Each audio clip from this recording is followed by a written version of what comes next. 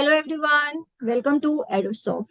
तो इससे पहले ऑलरेडी हमारे 5 सेशंस कंप्लीट हो चुके हैं। What we will going to learn in this session, we will going to see how we can add form to our web page. So coming to VS code. तो session 5 के बाद जो हमारा final output आया था वो ये है। सेशन 5 में हमने ये देखा था that how we can add external links and images to our web page. तो ये हमारा क्या है, ये फाइनल आउटपुट आ चुका है। अब मैं क्या चाहती हूँ मेरे वेब पेज में कि I want to add a registration form to my web page. तो उसके लिए हमें क्या करना होगा, how we can add that registration form to our web page. सबसे पहले हम आते हैं वीएस कोड पे। वीएस कोड पे हमने देखा था कि एंड में हमने क्या किया है, 2 टैग यूज किए हुए हैं। एक बीआर का टैग यूज किया है जो कि न्यू लाइन का टैग होता है, और हमने एचआर का टैग यूज किया है जो कि हॉरिजॉन्टल लाइन ब्रेक का टैग होता है। अब कोई भी रजिस्ट्रेशन फॉर्म ऐड करने से पहले मैं क्या चाहती हूँ, मैं एक हेडिंग देना चाहती हूँ। तो मैंने ये हेडिंग लिख ली। अब मैं हेडिंग में क्या लिखना चाहती हूँ, हेडिंग में लिखना चाहती हूँ रजिस्ट्रेशन फॉर्म करके, लाइक दिस। अब जब मैंने क्या किया, मैंने इसको सेव किया, और सेव करने के बाद जब मैंने अपना फाइनल आउटपुट देखा तो आपने देखा कि यहाँ पे ये रजिस्ट्रेशन फॉर्म आपका अपीयर हो रहा है। लेकिन मैं क्या चाहती हूँ, मैं चाहती हूँ कि ये जो रजिस्ट्रेशन फॉर्म है ये मैं सेंटर अलाइन करना चाहती हूँ। मैं चाहती हूँ कि मेरा रजिस्ट्रेशन फॉर्म यहाँ पे सेंटर में अपीयर हो। तो उसके लिए हमें क्या करना होगा, हमें दोबारा से वीएस कोड पे आते हैं।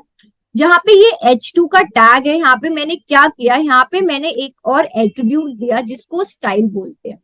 और इस एट्रीब्यूट के अंदर मैंने क्या किया, मैंने लिखा टेक्स्ट। और टेक्स्ट हमारा, मैं क्या लिखना चाहती हूँ, टेक्स्ट में सेंटर अलाइन करना चाहती हूँ, लाइक दिस। और उसके बाद मैंने क्या किया, मैंने इसको सेव किया, और सेव करने के बाद जब मैं दोबारा से अपने वेब पेज पे गई और मैंने इसको रिफ्रेश किया, तो आपने देखा कि आपका जो टैग, सॉरी, जो आपकी हेडिंग है वो क्या हो गई है, वो सेंटर अलाइन हो गई है। रजिस्ट्रेशन फॉर्म अब आपका कहाँ पे लिखा आ रहा है, आपका सेंटर पे लिखा आ रहा है। तो हम क्या कर सकते हैं, हम किसी भी हेडिंग को HTML में या तो हमें सेंटर अलाइन भी कर सकते हैं, राइट अलाइन, लेफ्ट अलाइन भी कर सकते हैं। अब हमें हमारे फॉर्म पे आते हैं, जो हमारी फॉर्म की मेन बॉडी है हम उस पे आते हैं। तो उसके लिए जो हमारा टैग होता है वो हमारा फॉर्म का टैग होता है। हमने यहाँ पे फॉर्म का टैग लिया।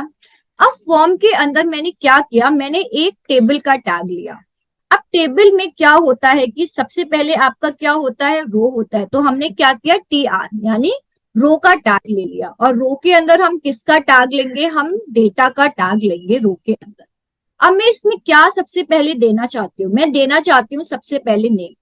अब मैंने दोबारा से ये TD यानी डेटा का टैग लिया, और इसके बाद मैंने यहाँ पे क्या किया है, मैंने यहाँ पे इनपुट टाइप दिया है। जो मेरा नेम है वो किस टाइप में आना चाहिए, मैं चाहती हूँ कि वो टेक्स्ट के टाइप में आए।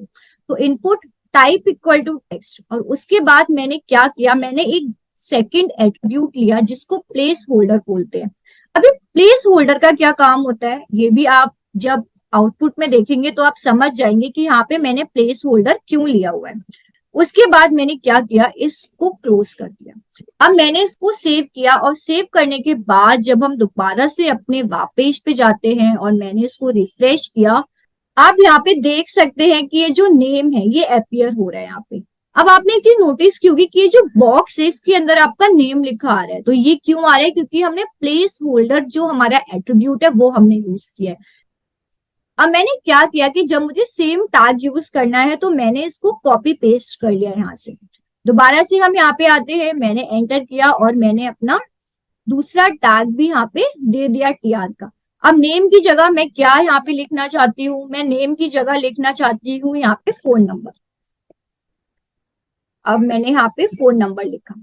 अब फोन नंबर का जो इनपुट टाइप होगा वो क्या होगा, वो टेक्स्ट तो नहीं हो सकता है, वो क्या होगा, वो आपका फोन होगा।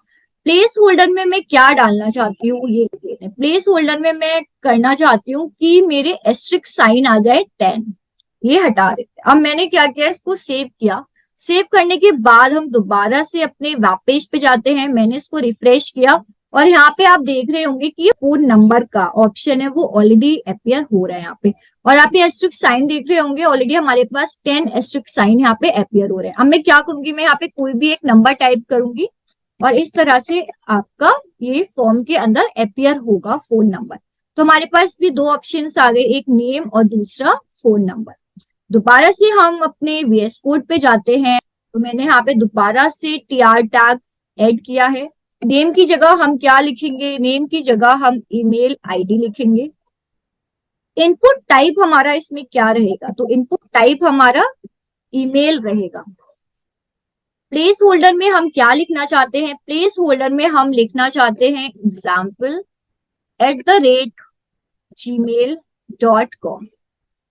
ये हमारा प्लेस होल्डर में रह जाएगा।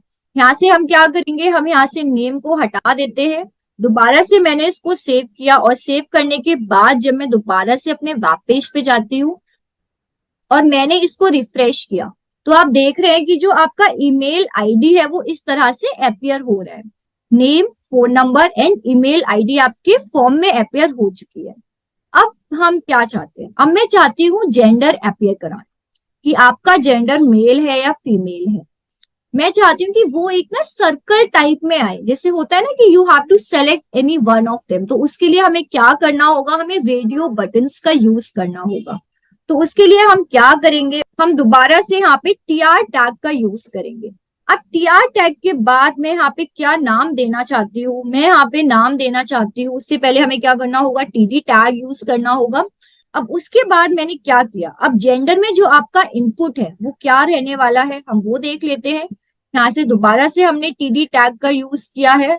अब हमारा जो इनपुट है वो हमारा क्या रहेगा, इनपुट हमारा जो टाइप है वो क्या आ जाएगा, वो आपका रेडियो बटन्स का आ जाएगा। तो हम यहाँ पे रेडियो लिख देंगे इस तरह से।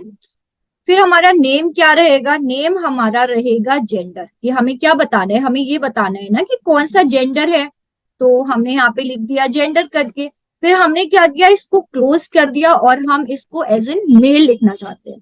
फिर हमने क्या किया, हमने इसी को यहाँ से कॉपी किया और हमने सेम यहाँ पे इसको पेस्ट कर दिया। और मेल की जगह हमने सेकंड हम क्या लिखना चाहते हैं, सेकंड हम फीमेल लिखना चाहते हैं। हमने इसको सेव किया। सेव करने के बाद जब हम दोबारा से अपने वेब पेज पे जाएंगे और मैंने इसको रिफ्रेश किया, तो यहाँ पे आप देख रहे होंगे जेंडर लिखा आ रहा है, मेल है या फीमेल। तो ये क्या, ये रेडियो बटन्स का होता है। तो या तो आपका मेल पे आप टिक करोगे या आप फीमेल पे टिक करोगे। अब इसमें क्या होता है कि जो आपके चेक बॉक्सेस भी होते हैं, रेडियो बटन्स भी होते हैं, इसमें क्या इनका डिफरेंस होता है वो भी मैं आपको आगे समझा दूंगी। अब यहाँ पे एक चीज सही है कि अगर आप मेल पे क्लिक कर रहे हो तो फीमेल वाला हट रहा है, अगर आप फीमेल पे क्लिक कर रहे हो तो मेल वाला हट रहा है, इसलिए हमने रेडियो बटन्स का यूज किया हुआ है। अब इसके बाद मैं क्या ऐड करना चाहती हूँ, इसके बाद मैं ऐड करना चाहती हूँ क्वालिफिकेशंस।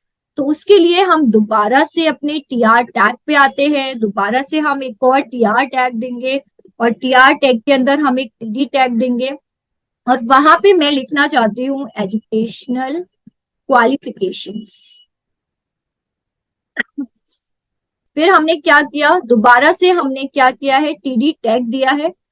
तो अब क्या है कि जब हमने एजुकेशनल क्वालिफिकेशंस दे दी, तो अब हम क्या करते हैं, हम सेलेक्ट करना चाहते हैं कि आप 10+2 यानी आपने 12th किया हुआ है या आपने ग्रेजुएशन की हुई है या आपने पोस्ट ग्रेजुएशन की हुई है। तो उसके लिए हमें क्या करना होगा, हमें सेलेक्ट का जो ऑप्शन है वो हमें यूज करना होगा। अब मैंने सेलेक्ट यहाँ पे कर लिया। सेलेक्ट के बाद मेरे पास क्या होगा, मैं ऑप्शंस रखना चाहती हूँ, सॉरी, अब मैं ऑप्शंस रखना चाहती हूँ। मैंने ऑप्शन का टैग यूज किया है। अब मैं क्या क्या ऑप्शंस रखना चाहती हूँ आपको वो भी यहाँ पे मेंशन करना होगा, लाइक दिस। अब मैं यहाँ पे करना चाहती हूँ 10+2। पहला तो मैं ये रखना चाहती हूँ। 10+2 की जगह यहाँ पे हम क्या कर देते हैं, हम यहाँ पे ग्रेजुएशन कर देते हैं। एंड यहाँ पे 10+2 की जगह हम क्या करते हैं, हम यहाँ पे पोस्ट ग्रेजुएशन कर देते हैं। अब मैंने इसको सेव किया। सेव करने के बाद जब हम दोबारा से अपने वेब पेज पे जाते हैं और उसको रिफ्रेश करते हैं, तो आप देख रहे होंगे यहाँ पे कि आपका जो ये एजुकेशनल क्वालिफिकेशन है ये इस तरह से आ रहा है, ग्रेजुएशन या आपका पोस्ट ग्रेजुएशन हो गया। अब इसके बाद में मैं क्या चाहती हूँ, इसके बाद में मैं चाहती हूँ एक सबमिट बटन ऐड हो जाए। तो उसके लिए हमें क्या करना होगा, जो हमारा टीआर टैग है हमें इसके नीचे आना होगा, हमें दोबारा से एक टीआर टैग देना होगा और टीआर टैग के अंदर हमें टीडी वही डेटा टैग देना होगा और उसके अंदर हमें डायरेक्ट इनपुट देना होगा। अब मैं क्या चाहती हूँ, मैं चाहती हूँ कि जो मेरा इस बार टाइप है, मैं अपना टाइप क्या दूंगी, सबमिट, लाइक दिस। उसके बाद मैंने क्या किया, अब इसके अंदर मैंने वैल्यू क्या रखनी है, मैंने वैल्यू रखनी है सबमिट की ही, मैंने यहाँ पे वैल्यू रखनी है। उसके बाद मैंने क्या किया, मैंने इसको यहाँ से क्लोज किया, मैंने इसको यहाँ से कॉपी किया और सॉरी कॉपी किया, कॉपी करने के बाद मैंने सेम यहाँ पे पेस्ट किया। अब यहाँ पे सबमिट की जगह मैं क्या करना चाहती हूँ, मैं रीसेट करना चाहती हूँ, यानी अगर कुछ गलत हो जाए तो मैं उसको रीसेट भी कर सकूं। तो मैंने एक सबमिट बटन दिया है और दूसरा मैंने रीसेट का यहाँ पे ऑप्शन दिया हुआ है। मैंने इसको सेव किया, सेव करने के बाद जब हम दोबारा से अपने वेब पेज पे आएंगे और इसको रिफ्रेश करेंगे तो आप यहाँ देख रहे होंगे कि सबमिट और रीसेट आ रहे हैं। अब जैसे अगर मैंने यहाँ पे नाम लिखा है सोनम और यहाँ पे अगर मैंने कुछ भी एक फोन नंबर लिख दिया है और मैंने यहाँ पे फीमेल लगाया लेकिन ये फोन नंबर क्या है, ये रॉन्ग है, तो मैं क्या करूंगी, यहाँ पे मैंने रीसेट किया तो आपने देखा ये पूरा आपका रीसेट हो चुका है। यहाँ पे आप सबमिट कर सकते हैं, आप यहाँ पे सॉरी आप यहाँ पे रीसेट भी कर सकते हैं। तो ये हमारा एक रजिस्ट्रेशन फॉर्म है जो आज हमने देखा आज के सेशन में कि हम कैसे एक रजिस्ट्रेशन फॉर्म अपने वेब पेज पे ऐड कर सकते हैं। सो आज के लिए बस इतना ही। If you have any doubt in this session you can ask me. Thank you so much.